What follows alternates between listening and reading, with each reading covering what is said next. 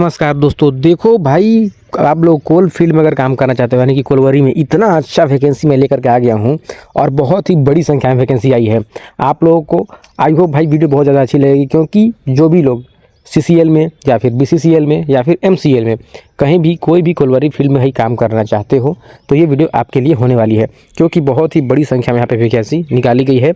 ठीक है, और क्वालिफिकेशन भी कुछ नहीं, मात्र ITI पास। यहाँ पे डिप्लोमा और ITI दो तरीके के पद होने वाले हैं। आपके पास दोनों में से जो भी है तो ये वीडियो आपके लिए है, क्योंकि बहुत ही अच्छी भाई पदों पे विज्ञापन यहाँ पे निकाला गया है। देखो भाई, कोलवरी में माइनिंग का ही ज़्यादा डिमांड किया जाता है, लेकिन इस बार माइनिंग नहीं, सिर्फ और सिर्फ ITI मांगा गया है और डिप्लोमा, वो भी माइनिंग से रिलेटेड नहीं है। तो समझ सकते हो कितनी अच्छी अपॉर्चुनिटी आप सभी लोगों के पास आ गई है। तो ये जो भाई विज्ञापन निकाला गया है वो है MCL की तरफ से। आप लोगों को अच्छे से मालूम होगा MCL क्या है। MCL का मतलब हुआ महानंदी कोल लिमिटेड। ठीक है, तो ये इसमें भाई बहुत ही अच्छी भर्ती निकाली गई है। तो अभी हम उसी चीज़ पर चर्चा करने वाले हैं। आपको भी पूरा रिक्रूटमेंट दिखाएंगे किस तरीके से विज्ञापन निकाला गया है, तो वीडियो को बिल्कुल भी स्किप मत करना। ठीक है, और अगर जो लोग चैनल पर पहली बार आए हो वो चैनल को सब्सक्राइब कर लेना, क्योंकि इस चैनल पे इस तरीके की अपडेट लगातार आती रहती है। जो भी रिक्रूटमेंट निकलता है उसका अपडेट आपको मेरे चैनल पर देखने को लगातार मिलते रहेगा। तो चलिए समय ना गवाते हुए वीडियो को शुरू करते हैं।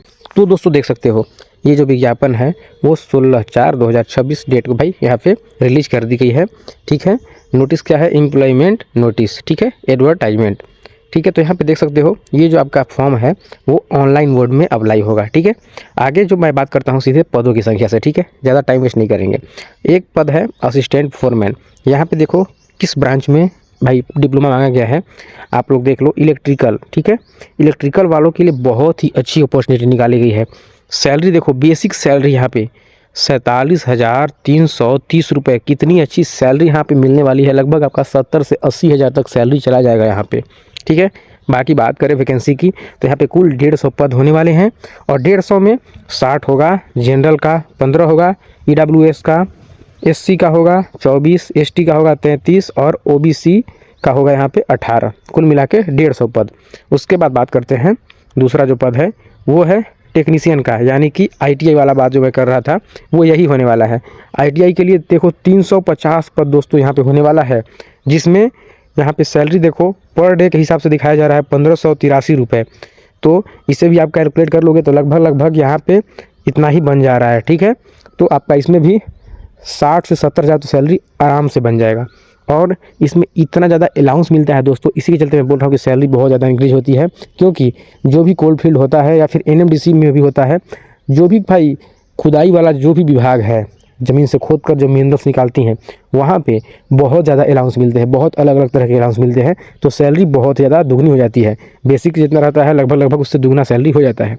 तो यहाँ पे देखो आपका कुल 350 पद ITI वालों के लिए है, जिसमें UR के लिए यहाँ पे होने वाला है 140 पद, EWS के लिए 35 पद, 56 पद, SC के लिए 77 पद, ST के लिए, OBC के लिए 42 पद। कुल मिला के 350 पद यहाँ पे हो गए आपके ITI वालों के लिए। तो कितनी अच्छी अपॉर्चुनिटी है आप लोग यहाँ पे देख सकते हो।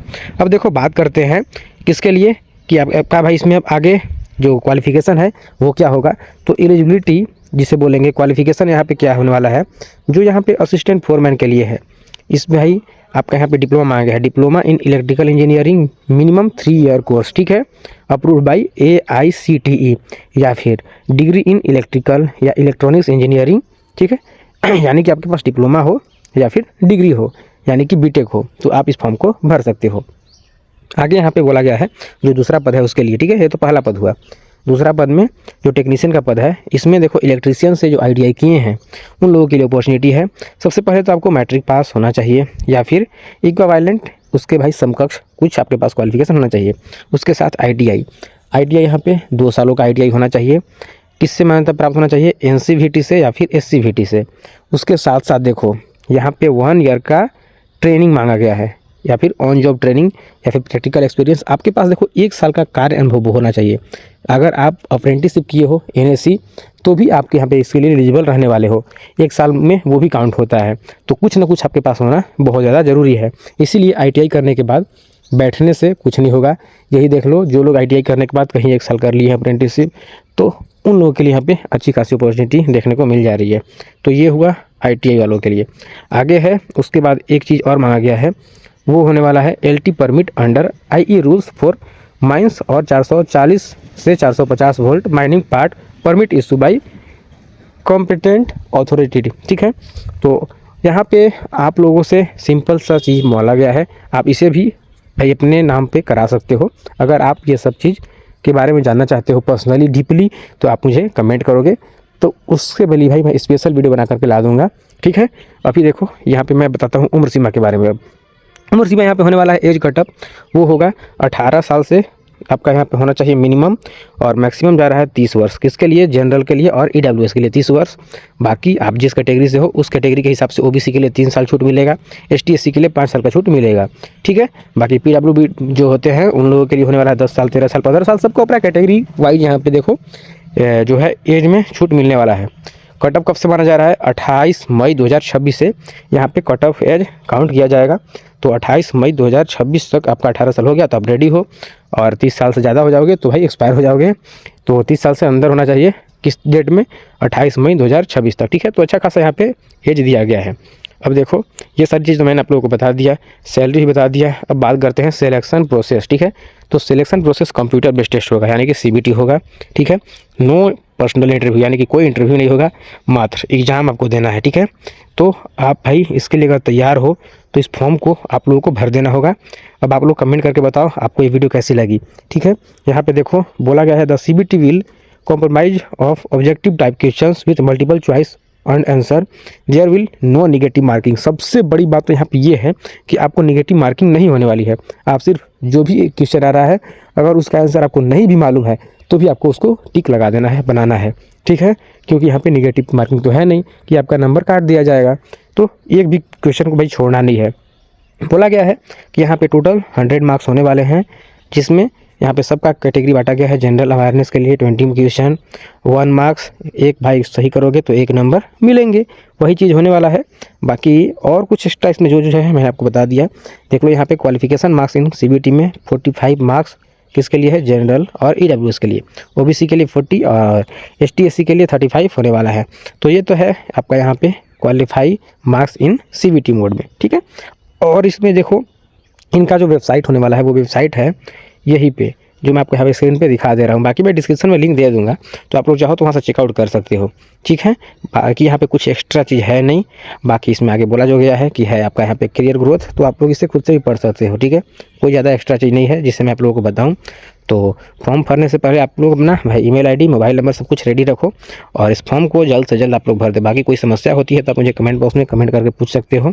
और आपका जो यहाँ पे टेस्ट सिटी होने वाला है, यानी कि एग्जाम जो होगा उस सिटी की भी जानकारी आपको यहाँ पे देखने को मिल जाएगी आप लोग जब फॉर्म भरोगे उसके बाद। ठीक है, तो यही चीज़ है और कुछ एक्स्ट्रा है नहीं। आप लोगों को ऑनलाइन एप्लीकेशन करने टाइम जो जो चीज़ डिमांड की जाएगी वो सारी चीज़ यहाँ पे दी गई है, तो इसे आप लोग खुद से पढ़ सकते हो। अदरवाइज स्क्रीनशॉट ले लो, या फिर ये तो मैं टेलीग्राम पे दे ही दूंगा, तो टेलीग्राम ज्वाइन करके रख लो, डिस्क्रिप्शन में लिंक है, वहाँ से भी आप इसे खुद से पढ़ सकते हो। ठीक है, तो इसे जाकर डाउनलोड कर लो, टेलीग्राम से आपको देखने को मिल जाएगा। बात करते हैं यहाँ पे एप्लीकेशन फ़ी। तो एप्लीकेशन फ़ी यहाँ पे लगने वाला है 1000। ठीक है, प्लस GST 180 रुपये ये लगेंगे आपका एप्लीकेशन फ़ी। बाकी इसमें आप लोग देख लो, अगर आपके पास है भाई फॉर्म भरने लायक, अगर एलिजिबल हो तो फॉर्म जरूर भर देना, क्योंकि बहुत अच्छी अपॉर्चुनिटी है। इतनी ज़्यादा संख्या में आपको विज्ञापन देखने को हमेशा मिलेगा नहीं।